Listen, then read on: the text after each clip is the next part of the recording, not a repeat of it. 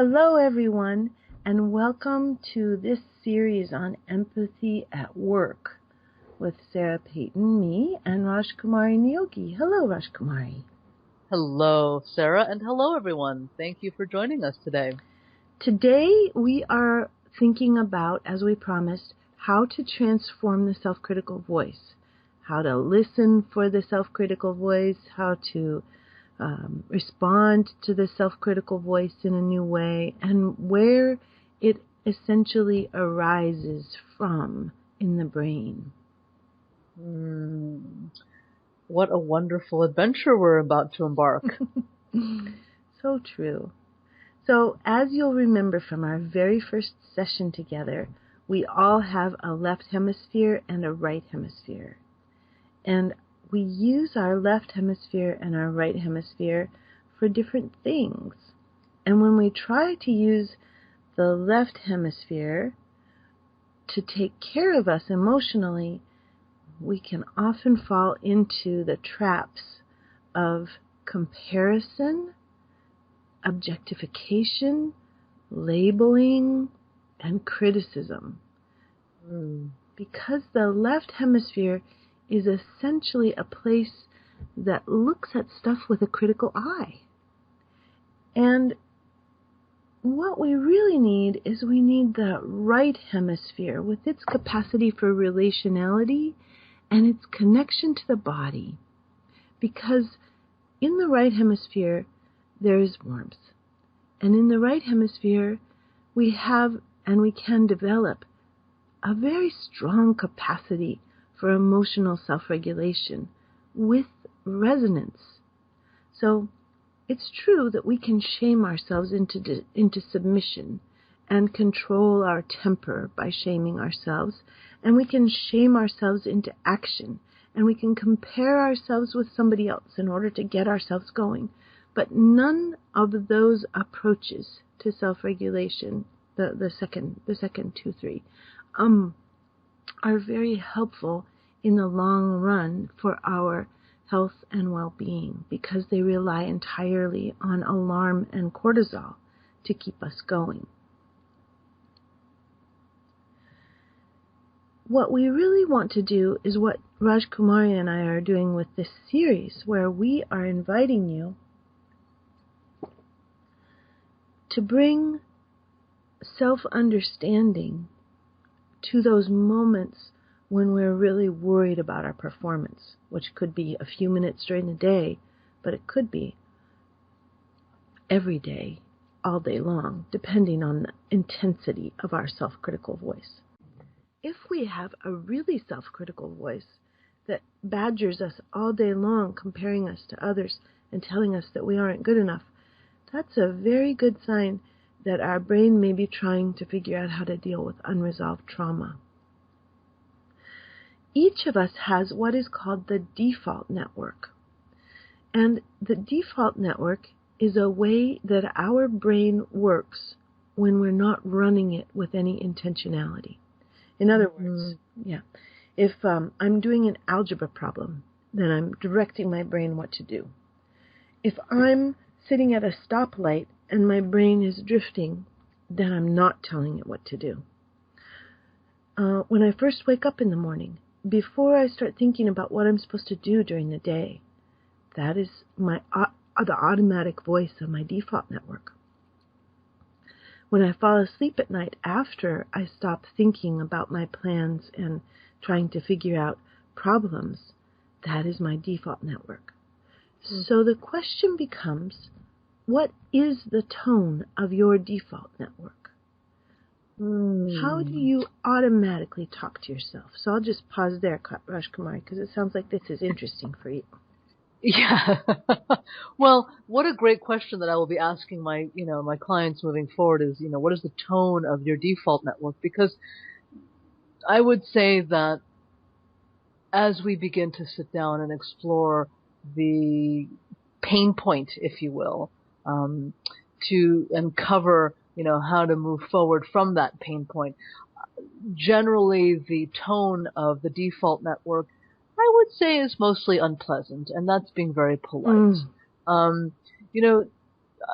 from CEOs to leadership teams to, senior consultants to whomever I am working with, my goodness, people can be so intensely critical of themselves. And it just is amazing. I'm working with a client, I met with him this morning. He lost $1.2 million of his choice. He invested this, and it looks like that investment will not come through as he hoped. So he's in essence 40 years old. He's in his mind starting from scratch. He now has 140,000, and that's not good enough. That's nowhere near what it should be.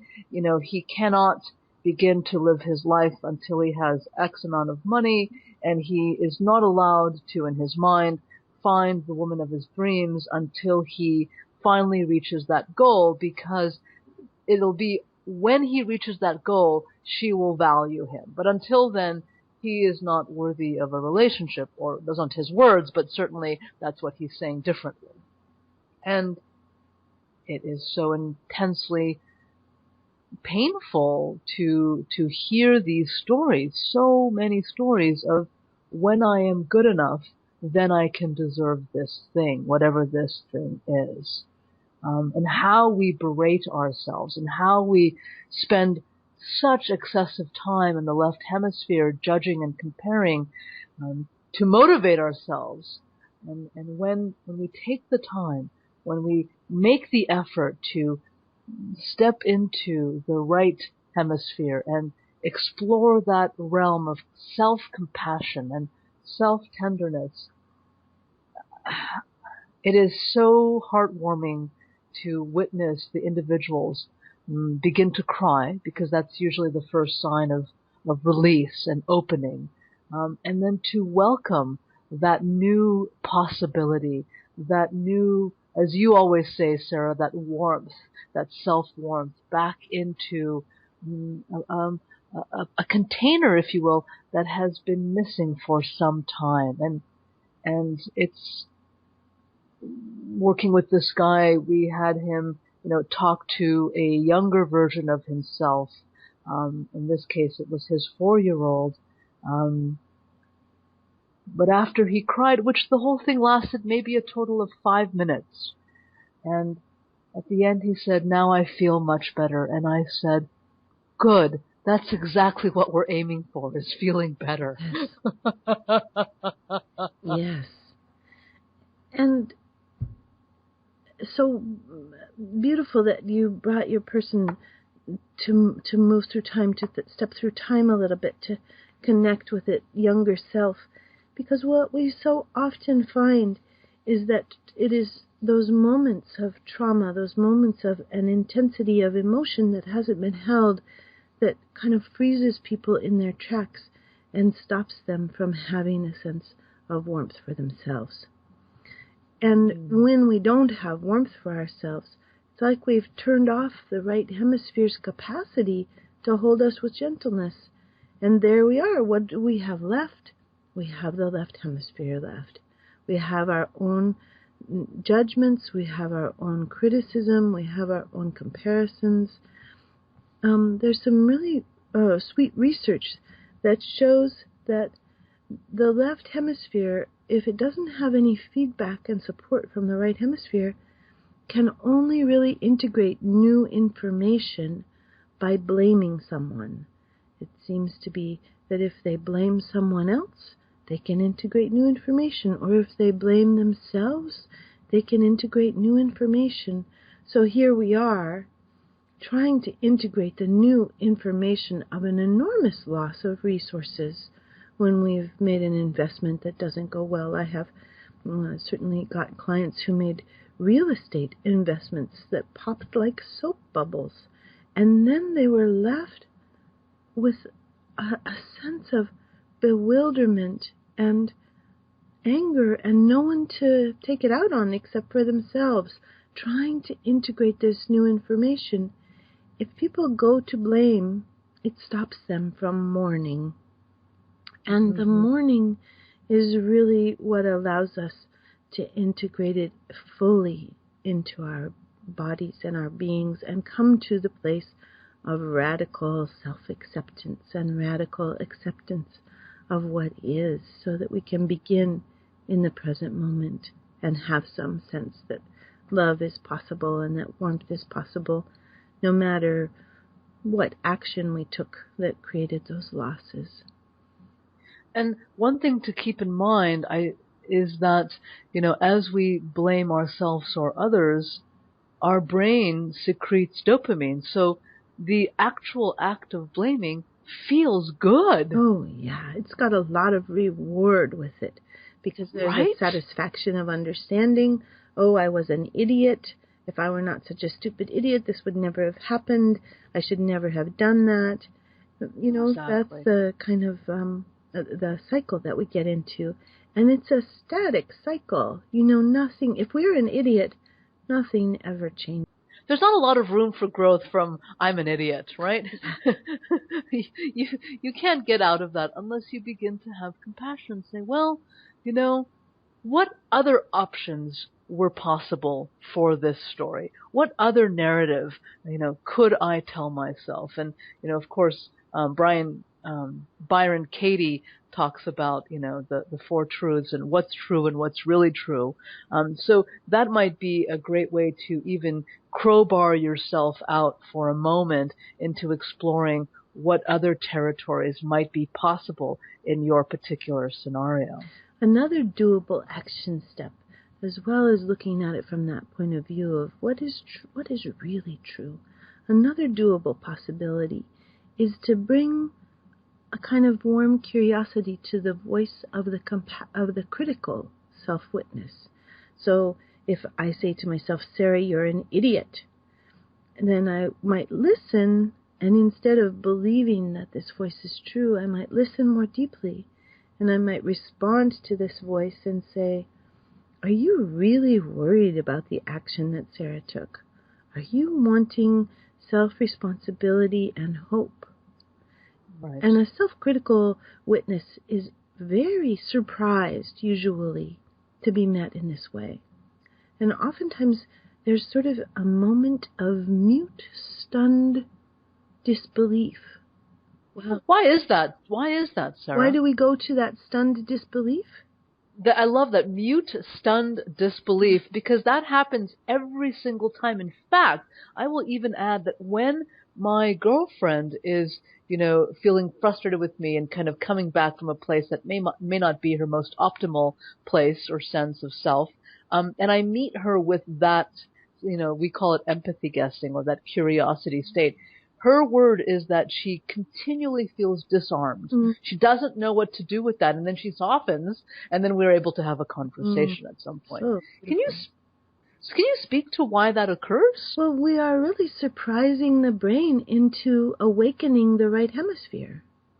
Because the right hemisphere holds those big abstract concepts that we're starting to anchor ourselves in if we make this kind of inquiry. The right hemisphere is the locus of big words like love, commitment, warmth, care, integrity, contribution. And so when we speak in this way, we're inviting a big picture look at the whole situation, which the self-critical witness is very dependent on there being no big picture vision. And this is interesting. This is exactly the TED Talk in which Chimamanda Adichie speaks about in her title called The Danger of the Single Story. Such a beautiful TED Talk. It's one that I love also. So yes, when we get into the big story, then we are stepping away from the sort of micromanaging of self, which is the job, the way the self-critical witness tries to get the job done. Yeah. Maybe, Rajkumari, if you have some things that you hear from your clients often, you would say them, and I would make what we're calling these empathy guesses for them, so that we can give people a little bit more modeling about how to talk to this. That sounds like a great idea. So I will actually give an example of something that just recently happened to me. A recruiter reached out to me out of the blue and asked me to interview for a job, and I did, and I went through 4 interviews, and at the end of the 4th interview, I'd met the chief people person and the senior manager or director of HR and HRBPs, and the chief people person said to me, "We would like for you to come back and meet the CEO. I think you'd inspire him and he'd inspire you. And I think, that's the way to go." And then I met the senior OD person and she was like, "Can you come back on Monday to meet the CEO?" And everything looked good. And then I got the recruiter 5 days later saying, "Sorry, but you're too senior for the role." And so I just felt really like, why do people keep reaching out and then not following through? And just don't reach out then. Yeah. Yeah, I wonder if there was some shock and a little incredulity and real longing for your time to be honored. Very much so. And wishing some clarity around, this is the second time that a recruiter has reached out toward me and nothing has come of it. And so I invest all of this time and I put together these presentations and they seem really excited, and then at the end they say no, and I'm just confused. Yeah. Wanting clarity, maybe also you enjoy integrity and clear communication. Exactly. Exactly. Some other examples of ways, because we're talking here about bewilderment, and it really doesn't sound like you were beating yourself up, Rajkumari, that you were more trying to understand what the heck has been going on. Other things that I do, I know, that about beating myself up are, why don't you take better care of yourself, Sarah? What do you think you're doing? Here you're thinking you're helping people, but look, you didn't take care of yourself. You didn't go for your walk today. So then there's a guess for myself of, Sarah, are you frustrated and worried? Are you really wanting both self-care and integrity? Yeah, and maybe even a little bit of some tenderness and spaciousness to be held and supported in not taking care of yourself. So sweet, yes.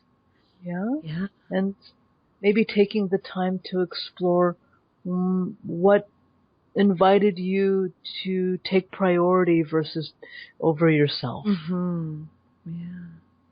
And then if I can think of some other examples, just to give people some examples of these ways that the self-critical voice will come in.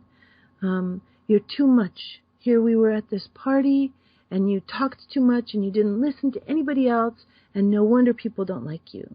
There's an example. And so in that case, it might be, if I was talking to this self-critical voice, I might say, Sarah, when you think about the excitement and bubbly expressiveness that you went into at that party, are you feeling a little sad in this moment because you're noticing that you didn't hear anybody else's voice? Do you love balance? And do you love to have a sense of easy grace and give and take in social situations?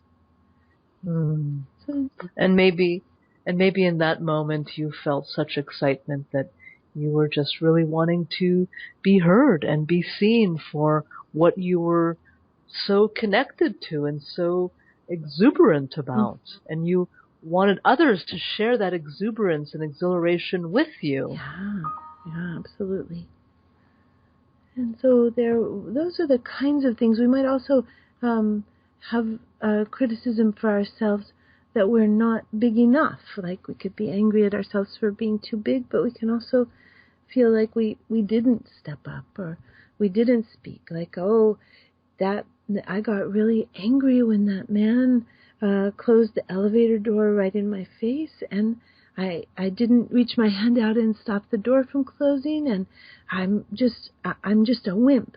I don't take action on my own behalf, So there can be then guesses like, Sarah, are you really wanting to have energy for self-advocacy? Are you really wanting to show up for yourself? Do you get scared and worried and a little frozen when you notice that you're not able to move? Do you need some tenderness and gentleness to hold that frozenness with care? Do you need to be just as frozen as you are and still be loved by yourself? So there are so many different ways we can go, aren't there, Rajkumari, with this different kind of way of listening to the self-critical voice. Absolutely. And in fact, I put a whole entire document together, Empathic Language for Business, which invites open-ended questions and sentences that create larger discussions, inviting the team or the person that you're meeting with to step into the right hemisphere and really kind of opening up the dialogue and maybe exposing new narrative that you have not yet explored. So anyone feel free to email me and I would be happy to send you this document.